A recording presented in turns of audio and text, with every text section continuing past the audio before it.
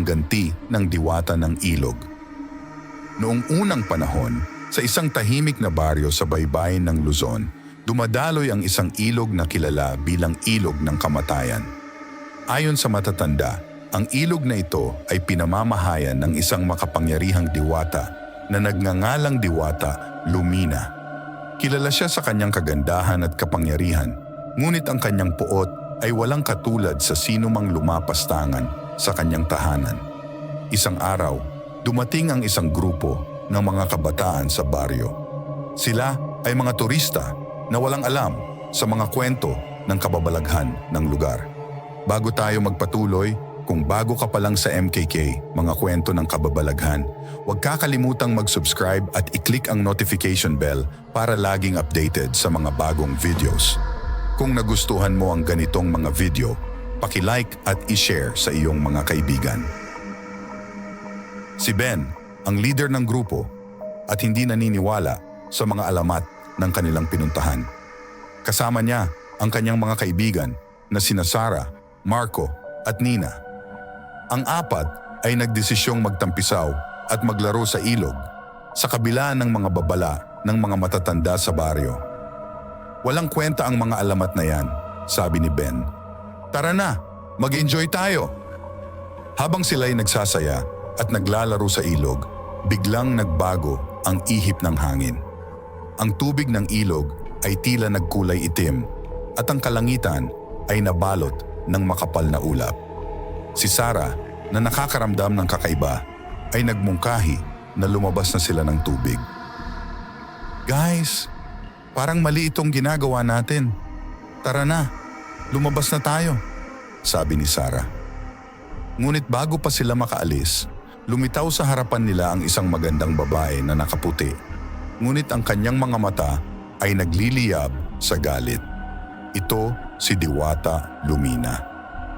Sino kayo para lumapastangan sa aking tahanan? Bulong ni Diwata Lumina na may malamig na tinig. Natigilan ang apat, ngunit si Ben ay nanatiling matapang. Hindi kami naniniwala sa mga diwata o anuman. Umalis ka na at hayaan mo kaming magsaya. Ngumiti si Diwata Lumina, ngunit ang kanyang ngiti ay puno ng puot. Sa inyong kapalaluan, tatanggapin niyo ang aking ganti. Biglang lumitaw ang malalaking alon mula sa ilog at tinangay sila papalayo. Ang apat na kabataan ay nagsisigawan sa takot habang sila'y dinadala sa gitna ng kagubatan. Nang sila'y bumagsak sa lupa, napansin nilang nasa isang lugar sila na puno ng mga kalansay at buto. Nasaan lugar tayo? Tanong ni Marco habang nanginginig sa takot. Malas tayo, sagot ni Nina na halos humikbi na. Nasa ilalim tayo ng sumpa. Sa gitna ng kadiliman, lumitaw si Diwata Lumina.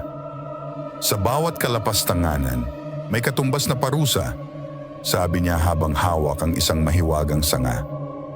Hindi kayo makakatakas sa aking galit. Sinimulan ng diwata ang kanyang ritual.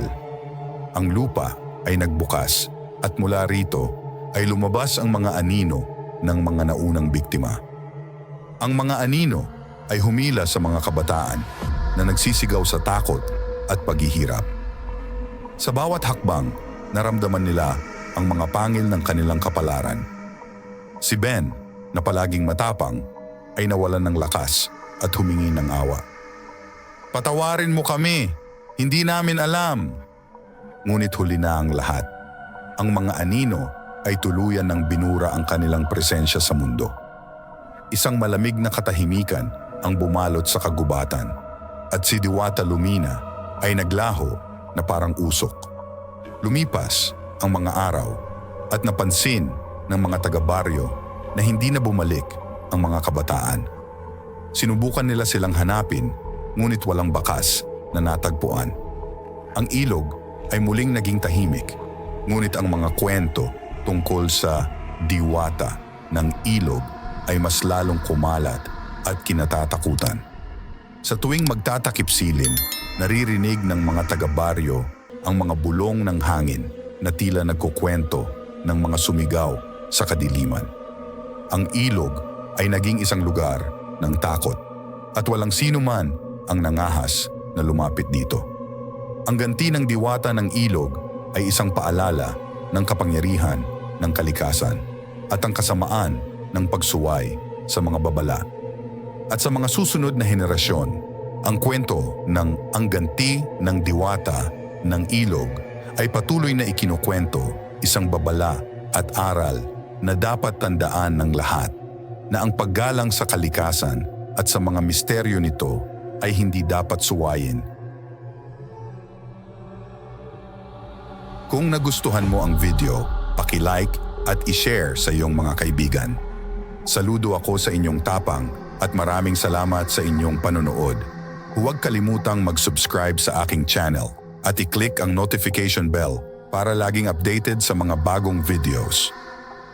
Hanggang sa muli, ito ang MKK, nagpapaalam at mag-ingat kayo sa dilim.